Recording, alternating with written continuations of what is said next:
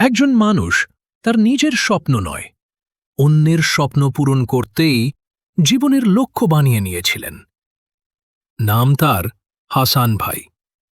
ঢাকা শহরের ব্যস্ততা থেকে বহু দূরে এক নিঃশব্দ ছোট্ট গ্রাম চরকল্যাণপুর। সেখানে প্রথমবারের মতো গিয়েছিলেন তিনি এক আত্মীয়ের ডাকে। কিন্তু যাওয়ার পর তার চোখ আটকে যায় এক দৃশ্যে। দুপুরবেলা, সূর্য মাথার ওপরে, কিন্তু আশেপাশে একটিও শিশু স্কুলে যাচ্ছে না।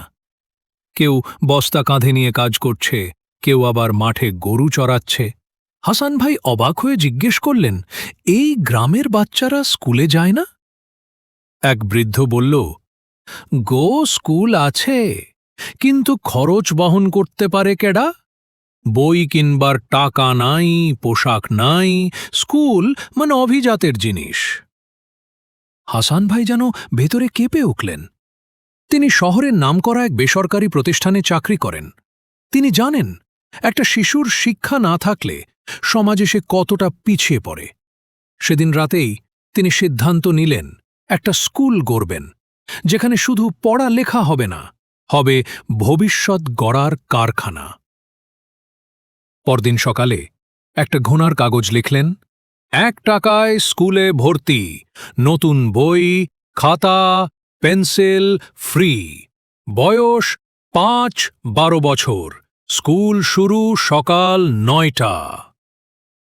গ্রামের বাজারে গিয়ে মাইকে ঘোষণা দিলেন। লোকে হেসে বলল, ভাই, 1 টাকায় কিচ্ছু হয় না এখন, এটা আবার কি? কিন্তু প্রথম দিনেই হাজির হল 5 জন শিশু, দ্বিতীয় দিন 12 জন, তৃতীয় দিন এসে দাঁড়াল 25 জন। স্কুল হল একটা পুরনো ঘরের নিচে। ব্ল্যাকবোর্ড বানালেন কাঠের ফ্রেমে, নিজেই রং করে। নিজের বেতন থেকে প্রতি মাসে কিছু টাকা বাঁচিয়ে বইপত্র কিনে আনেন। শিক্ষক? প্রথম দিকে তিনি নিজেই পড়াতেন।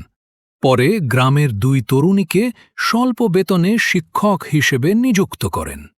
আজ থেকে 5 বছর কেটে গেছে। 1 টাকার সেই স্কুলে এখন ছাত্র সংখ্যা 300-এর বেশি। স্কুলে আছে ছোটখাটো লাইব্রেরি, খেলার সামগ্রী, sanitary toilet, mid day meal. বাচ্চাদের অনেকেই এখন উচ্চ বিদ্যালয়ে পড়ে, কেউ কেউ বৃত্তিও পেয়েছে। হাসান ভাই বলেন, আমার স্বপ্ন একটাই, যেন কোনো শিশুর স্বপ্ন শুধুমাত্র টাকার অভাবে শেষ না হয়ে যায়। শেষ কথা, শিক্ষা কেন এক অভিজাত পণ্যে পরিণত হবে? আমরা যদি সবাই নিজের এলাকায় এমন একটি উদ্যোগ নেই, তাহলে হয়তো বাংলাদেশেও শত শত 1 টাকার স্কুল গড়ে উঠবে। তবে 1 টাকার চেয়েও দামি এই ভালোবাসা।